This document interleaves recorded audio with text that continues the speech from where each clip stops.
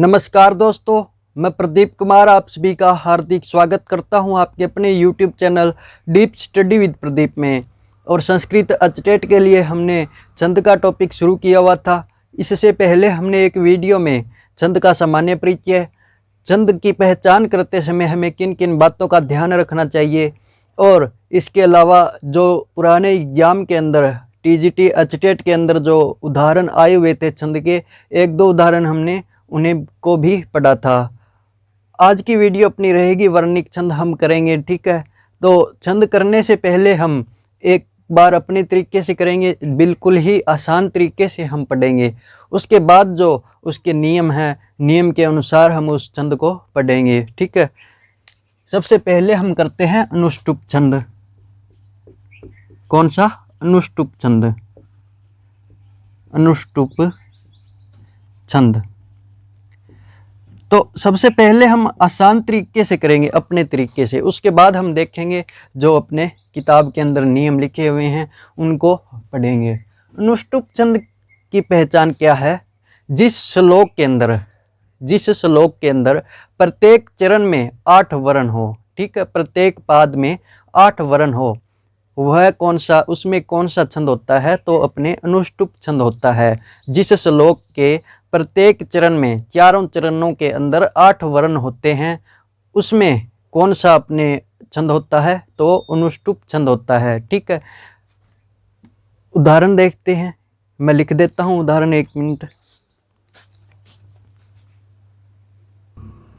अब देखिए यहाँ पर, अगर एग्जाम में इस प्रकार से आ जाए प्रश्न, एक श्लोक दे दिया जाए, ठीक है, और हमें पूछा जाए कि इसके अंदर कौन सा छंद है, ठीक है, और ऑप्शन में हो वसंत, अनुष्टुप, इंद्र वज्रा, उपजाति, तो हम क्या करेंगे?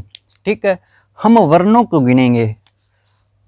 सीधा अगर आपको गिनना है वर्णों को, जैसे 1 2 3 4 5 6 7 8, इस प्रकार जब हम प्रैक्टिस करेंगे तब हम सीधे वर्ण गिन सकते हैं। अगर इस प्रकार से न गिनना आए तो पहले हम गण व्यवस्था बिठाएंगे, लघु और गुरु की। लघु और गुरु की गण व्यवस्था लगाते समय किन किन बातों का ध्यान रखना चाहिए हमने पिछली वीडियो में पढ़ लिया था। साथ ही साथ और बता दूंगा मैं आपको अभी। तो अ लघु है, ठीक है, तय के अंदर विसर्ग है, तो ये क्या हो गया? दीर्घ हो गया।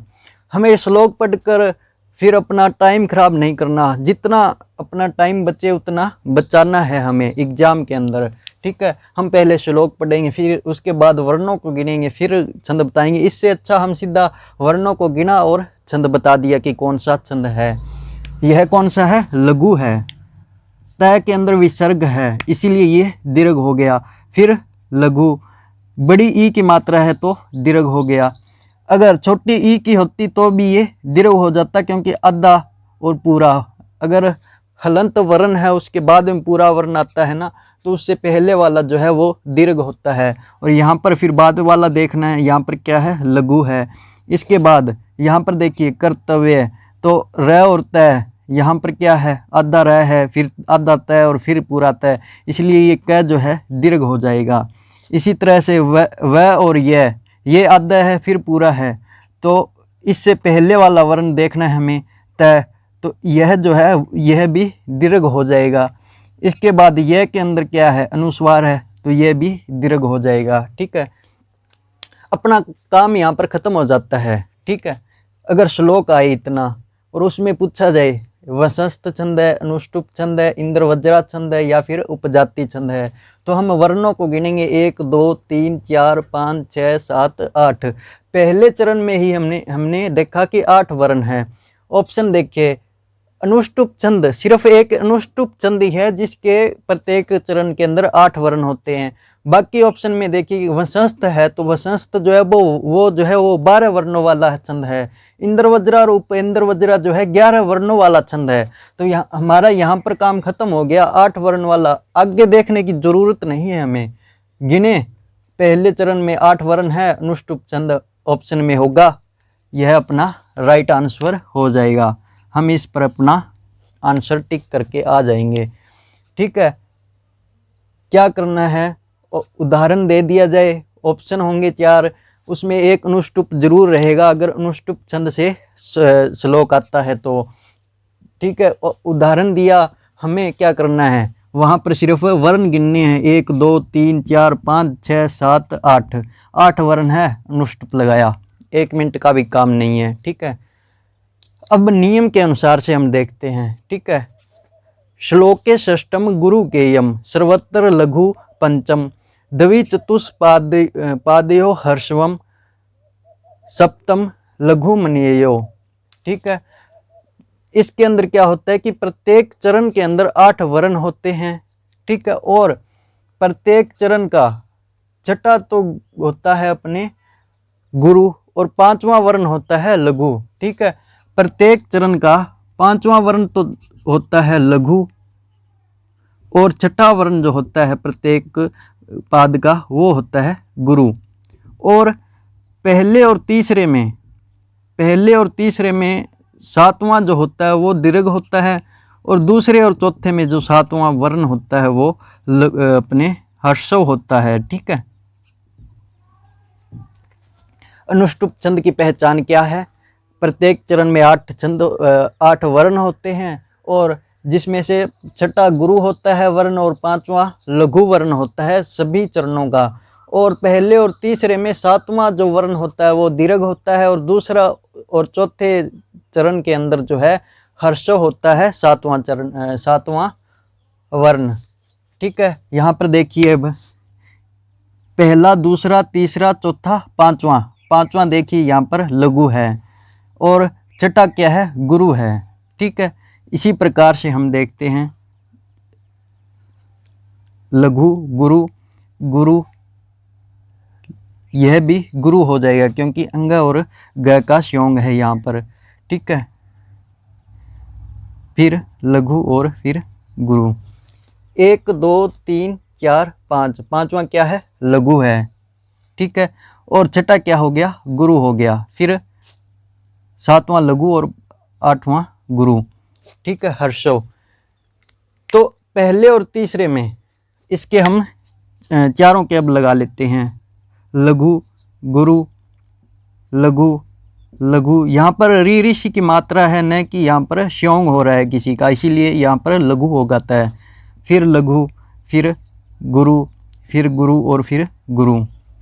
इसी तरह से गुरु गुरु लघु लघु लघु गुरु लघु लघु और गुरु। चारों चरणों के हमने गण व्यवस्था कर ली। अब क्या करना है, प्रत्येक चरण में 8 अपने वर्ण होते हैं, तो 1 2 3 4 5 6 7 8, 1 2 3 4 5 6 7 8, 1 2 3 4 5 6 7 8, 1 2 3 4 5 6 7 8, ठीक है, 8 हो गए। इसके अलावा 5वां जो होता है वर्ण वो लघु होता है सभी चरणों का, तो 1 2 3 4 5, 5वां लघु है, 1 2 3 4 5वां लघु है, 1 2 3 4 5, 5वां लघु है, 1 2 3 4 5, 5वां क्या है, लघु है। और छठा क्या होता है, वो होता है अपने गुरु, तो 5वां लघु और छठा गुरु, 5वां लघु और छठा गुरु, 5वां लघु और छठा गुरु, 5वां लघु और छठा गुरु। इसके बाद पहले और तीसरे में 7वां वर्ण जो होता है वो दीर्घ होता है, तो 7वां क्या है, पहले, ये पहला वर्ण है, ये दूसरा, ये तीसरा चरण, ये चौथा चरण। तो पहले और तीसरे में 7वां क्या होता है, वो अपने दीर्घ होता है, तो यहाँ पर देखिए दीर्घ है, यहाँ पर भी दीर्घ है। और दूसरे और चौथे में हर्षव होता है, तो यहाँ पर देखिए हर्षव है और यहाँ पर भी 7वां क्या है, हर्षव है। यह था अपना अनुष्टुप छंद। लेकिन इतना आगे ज़्यादा डिटेल में जाने की ज़रूरत नहीं है क्योंकि एग्ज़ाम के अंदर टाइम बहुत कम होता है।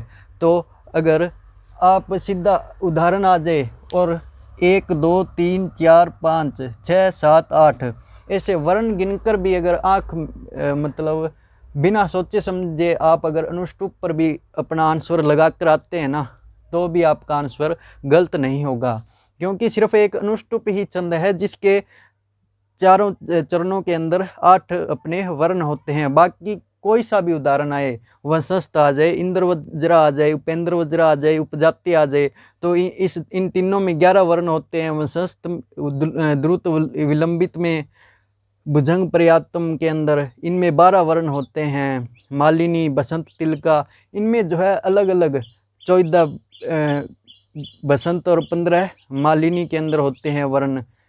तो सिर्फ एक अनुष्टुप छंद ही है जिसके चारों चरणों में 8 अपने वर्ण होते हैं। तो चारों चरणों तक जाने की जरूरत नहीं है, सिर्फ पहला चरण देखा, 1 2 3 4 5 6 7 8 वर्ण है। हम अनुष्टुप अगर ऑप्शन में है तो अनुष्टुप छंद पर लगा कर आएंगे, और अनुष्टुप छंद होगा ऑप्शन के अंदर अगर 8 वर्ण होते हैं पहले चरण के अंदर। तो भी सिर्फ इतना सा काम करना है, पहले चरण के गिने वर्ण और 8 है तो अनुष्टुप छंद अपने लगाकर आ जाएंगे। ठीक है, आगे हम दूसरा छंद देखते हैं। 11 वर्ण वाले 3 छंद होते हैं। ठीक है, प्रत्येक चरण के अंदर 11 वर्ण होते हैं। कौन कौन से होते हैं ऐसे 3 छंद? इंद्र वज्रा, उपेंद्र वज्रा और उपजाति। ठीक है, इन तीनों छंदों के अंदर 11 वर्ण होते हैं। इंद्र वज्रा, उपेंद्र वज्रा और उपजाति। तो इसको अब नॉर्मल तरीके से, आसान तरीके से मैं बता दूं इनकी पहचान एक बार। इंद्र वज्रा, उपेंद्र वज्रा और उपजाति। ठीक है, तो इंद्र वज्रा के अंदर क्या होता है? इन तीनों के अंदर 11 वर्ण तो होते ही हैं। अगर चरण का, प्रत्येक चरण का पहला जो वर्ण होता है वो अगर दीर्घ है यानी कि गुरु है, तो क्या होगा? उसमें इंद्र वज्रा छंद होगा। ठीक है, देखिए इंद्र वज्रा, उपेंद्र वज्रा,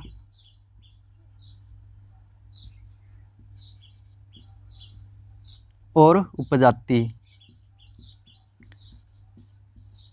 ये 3 छंद है। इन तीनों के अंदर क्या होता है? 11 वर्ण होते हैं। ठीक है, और अगर प्रत्येक चरण का पहला वर्ण अगर गुरु हो तो क्या होगा? इंद्र वज्रा होगा। अगर प्रत्येक चरण का पहला वर्ण जो है वो लघु हो तो क्या होगा? उपेंद्र वज्रा होगा।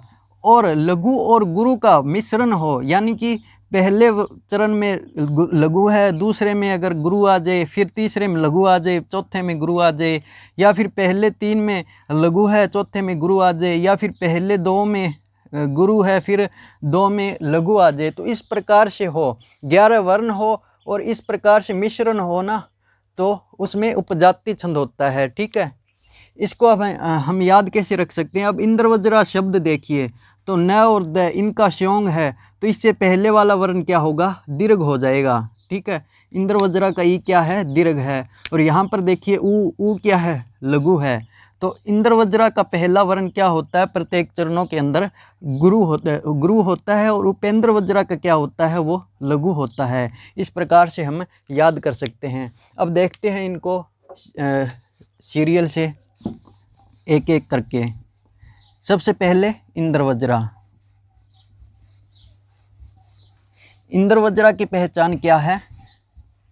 इनके लक्षण और डिटेल से जो है अपने PDF आपको मिल जाएगी टेलीग्राम चैनल पर, उसे ज्वाइन करके आप वो डाउनलोड कर सकते हैं। जब अपना यह टॉपिक कंप्लीट हो जाएगा उसके बाद वहाँ पर PDF डाल दी जाएगी। ठीक है, अगला अपना कौन सा है? इंद्र वज्रा। शादी इंद्र वज्रा यदि तो जगोगे। ठीक है, यह इसका लक्षण होगा इंद्र वज्रा का। तो इंद्र वज्रा के अंदर क्या होता है? प्रत्येक चरण के अंदर 11 वर्ण होते हैं। ठीक है, प्रत्येक चरण में 11 वर्ण होते हैं, और प्रत्येक चरण का पहला वर्ण क्या होता है? वो गुरु होता है। क्या होता है? गुरु होता है। इसका एक बार उदाहरण लिख लेते हैं हम, फिर जो अपने नियम है फुल डिटेल से वो करेंगे। यह था अपना सिंपल तरीका, 11 वर्ण हो और पहला वर्ण गुरु हो तो उसमें इंद्र वज्रा होगा। एग्जाम में अगर आ जाए इस प्रकार से अपने उदाहरण और पूछा जाए कि इसके अंदर कौन सा छंद है, तो हम क्या करेंगे? गिनेंगे पहले। ठीक है, तो सबसे पहले गुरु, क्योंकि र और थ यहाँ पर श्योंग हो रहा है ना, तो इसीलिए पहला वर्ण क्या हो जाएगा, गुरु हो जाएगा। फिर थ के अंदर ओ की मात्रा है, यह भी अपने गुरु होगा। फिर लघु, ये न और यह यहाँ पर क्या है, श्योंग हो रहा है, तो क्या हो जाएगा, गुरु हो जाएगा। फिर यह का देखना है, यह के अंदर अगर अ होता तब तो लघु रहता, अब यहाँ पर आ की मात्रा है तो ये भी गुरु हो जाएगा। फिर लघु, लघु, गुरु, लघु, गुरु, और यहाँ पर अ है लेकिन यहाँ पर जो है अपने गुरु करेंगे, क्योंकि अंतिम जो वर्ण होता है ना, वो आवश्यकता के अनुसार जो है, अगर लघु होता है तो भी उसको हम गुरु कर देते हैं आवश्यकता पड़ने पर। लास्ट जो वर्ण होता है उसको आवश्यकता होने पर अगर लघु है तो उसको हम गुरु कर सकते हैं, ठीक है। इसका कारण भी हम आगे बताऊंगा मैं। तो यहाँ पर देखिए, फिर गुरु है, यहाँ पर भी गुरु है, यहाँ पर क्या है, त और यह है, इसीलिए ये क्या हो जाएगा, गुरु हो जाएगा, ठीक है।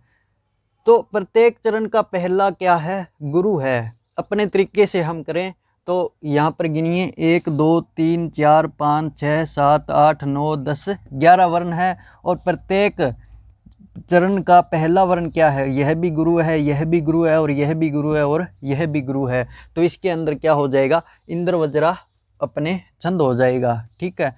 सिंपल सी तरीके से अगर हम करें तो इसमें क्या हो जाएगा, इंद्र वज्रा छंद हो जाएगा। अगर यह पहले जो वर्ण है यह अगर लघु होते चारों तो क्या हो जाता, फिर उपेंद्र वज्रा हो जाता। वसंत में 12 वर्ण होते हैं चारों चरणों में, ठीक है। उपजाति के अंदर अगर यहाँ पर गुरु है, यहाँ पर भी गुरु है, यहाँ पर लघु आ जाता, फिर गुरु आ जाता, या फिर यहाँ पर गुरु लघु ऐसे इस प्रकार से आता ना, तब क्या हो जाता, उपजाति हो जाता। लेकिन इसमें क्या है, क्या करना है, उदाहरण देखा, 1 2 3 4 5 6 7 8 9 10 11 गिने 11 वर्ण है। फिर प्रत्येक चरण का पहला वर्ण देखा, चारों क्या है, गुरु है। तो गुरु इसमें कौन सा छंद हो जाएगा, इंद्र वज्रा छंद हो जाएगा। हम इस पर आंसर अपना लगाकर आ जाएंगे, ठीक है। लेकिन इसका नियम क्या है, 11 वर्ण होने चाहिए, ठीक है। और क्रम से किस हिसाब से होने चाहिए, तो यदि तऊ यानी कि तगण, फिर जगऊ यानी कि जगण, और 2 गुरु होने चाहिए, ठीक है, 2 गुरु होने चाहिए। प्रत्येक चरण के अंदर क्या होना चाहिए, पहले तगण होना चाहिए, फिर तगण, फिर जगण, और फिर 2 गुरु। अब तगण, ये माता राज भान सलगा हमने देखा था ना, वो ये माता राज भा न स ल गा, ठीक है। तो इस प्रकार से हम इनको करेंगे लघु और गुरु व्यवस्था, सलगा, ठीक है। तो तगण है, तय देखिए, अब तय, फिर तय, तगण के अंदर अगले 3 वर्ण देखने हैं। तय है ना यहाँ पर, तो आगे वाले क्या है, सबसे पहले क्या होगा, जो छंद होंगे ना उसके अंदर इस प्रकार से वर्ण होंगे, तो गुरु, गुरु और लघु, फिर गुरु, गुरु और लघु, फिर जगन का देखना है हमें, ठीक है। जगन कहाँ पर है, जय, फिर भा गुरु हो जाएगा, फिर न, फिर लघु हो जाएगा, और फिर क्या है, 2 गुरु है। तो इस प्रकार की गण व्यवस्था अपने छंद के अंदर आएगी। तो यहाँ पर देखिए क्या है, गुरु, गुरु, लघु, फिर गुरु, गुरु, लघु, फिर गुरु, लघु, गुरु, लघु, फिर 2 गुरु। तो ये गुरु इसीलिए हुआ है क्योंकि इसका नियम है, वर्ण के अंदर 11 छंद होते हैं, और वो क्रम से किस प्रकार से होते हैं, तो तगण, तगण, जगन और 2 गुरु के रूप में होते हैं। तो यहाँ पर 2 गुरु, इसीलिए यहाँ पर इस लघु का जो है गुरु हम कर देंगे। इसी प्रकार से यहाँ पर देखिए क्या है, द और यह है, श्योंग हो रहा है, ठीक है। तो इससे पहले वाला क्या हो जाएगा, गुरु हो जाएगा, और फिर लघु, ये क्या है, गुरु है क्योंकि मैं और पै है, ठीक है। फिर भी आगे भी गुरु आ जाएगा, फिर यह के अंदर क्या है, लघु है, फिर लघु आ जाएगा, फिर ग और र इनका श्योंग हो रहा है इसीलिए गुरु आ जाएगा, ठीक है। फिर लघु आ जाएगा, फिर गुरु और गुरु। ही तू के तय के अंदर विसर्ग है, इसीलिए ये भी गुरु हो जाएगा। इसी प्रकार से गुरु, फिर लघु, यहाँ पर गुरु है, यहाँ पर भी गुरु है, फिर लघु यहाँ पर गुरु है, फिर अपने लघु आ जाएगा, फिर गुरु और गुरु, क्योंकि इसमें क्या है, अनुस्वार है मैं के अंदर, ठीक है, इसीलिए ये गुरु हो जाएगा। यहाँ पर देखिए अब गुरु और र और प का संयोग हो रहा है, इसीलिए ये भी गुरु, फिर लघु। यहाँ पर देखिए न और यह है, तो इससे पहले वाला गुरु हो जाएगा, फिर गुरु, फिर लघु, फिर लघु, फिर गुरु, फिर लघु, फिर गुरु और फिर गुरु। ठीक है, नियम क्या है इंद्र वज्रा का? ठीक है, प्रत्येक चरण में 11 वर्ण होते हैं और वो किस प्रकार से होते हैं? तगण, तगण, जगन और 2 गुरु के रूप में होते हैं। तो तगण का क्या है अपनी गण व्यवस्था? अस अस आई, यानी कि दीर्घ दीर्घ और फिर गुरु गुरु और लघु, फिर तगण गुरु गुरु और लघु, फिर जगन के अंदर लघु गुरु और लघु, फिर 2 गुरु। तो इस प्रकार से चारों चरणों की गण व्यवस्था जो है इस प्रकार से होगी। अब यहाँ पर हम देखिए, सबसे पहले क्या है? गुरु है, फिर गुरु है, फिर लघु है, यानी कि तगण हो गया। ये क्या हो गया? तगण। फिर क्या है? गुरु गुरु लघु, ये भी तगण हो गया। ठीक है, और फिर क्या है? जगन है, ये क्या है? आई अस आई, यानी कि लघु गुरु और लघु, ये हो गया जगन। और फिर 2 गुरु, फिर क्या हो गए? 2 गुरु। तो इस प्रकार से प्रत्येक चरण में जो है तगण तगण जगन और 2 गुरु के रूप में जो है ये अपने पहला चरण रहेगा।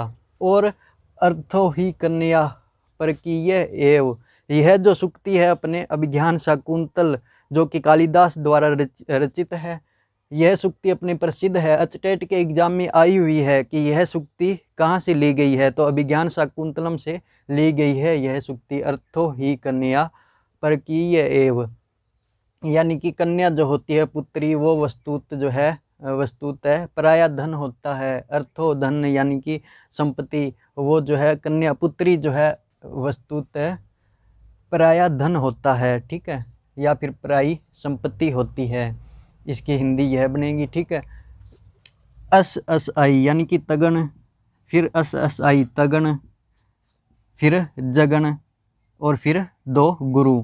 इस प्रकार से चारों चरणों में होगा। ये आप देख सकते हैं बनाकर आप खुद से कि यहाँ पर क्या है? अस अस आई तगन तगन, फिर जगन, फिर 2 गुरु। ठीक है, तो यह था अपने डिटेल से, अगर किताब के नियम से बात करें तो इंद्र वज्रा की पहचान। और अगर हम सीधा अगर करें ना, 1 2 3 4 5 6 7 8 9 10 11 वर्ण गिने, 11 है। और फिर इसका पहला वर्ण, प्रत्येक चरण का पहला वर्ण देखा गुरु है, अपना कौन सा छंद हो जाएगा? इंद्र वज्रा छंद हो जाएगा। और इस पर हम आंसर लगा कर आ जाएंगे। अगर नियमों की बात करें तो प्रत्येक चरण में क्या होते हैं? 11 वर्ण होते हैं। और वो किस प्रकार से होते हैं? तो तगण तगण जगन और 2 गुरु के रूप में होते हैं। तगण की गण व्यवस्था अस अस आई, यानी कि गुरु गुरु और लघु, फिर तगण गुरु गुरु लघु, फिर लघु गुरु और लघु, फिर 2 गुरु। इस प्रकार से जो है वो वर्ण चलेंगे अपने। तो यहाँ पर ये देख सकते हैं आप, इसी प्रकार से चल रहे हैं, गुरु गुरु लघु, गुरु गुरु लघु, लघु गुरु लघु और 2 गुरु, यानी कि तगण तगण जगन और 2 गुरु। ठीक है, आज के लिए इतना ही। कल नई वीडियो में हम करेंगे अपना रह गया उपेंद्र वज्रा और उपजाति छंद। ठीक है, वीडियो कैसी लगी कमेंट करके ज़रूर बताना है। और अभी तक आपने अगर हमारा चैनल सब्सक्राइब नहीं किया तो चैनल को सब्सक्राइब ज़रूर करें। और अपना नीचे टेलीग्राम चैनल का भी लिंक दिया हुआ है, वहाँ से आप ज्वाइन करके इसकी PDF आपको जब यह टॉपिक कंप्लीट हो जाएगा ना, उसके बाद वहाँ पर डाल दी जाएगी, वहाँ से आप डाउनलोड कर सकते हैं। Thank you. जय हिंद, जय भारत,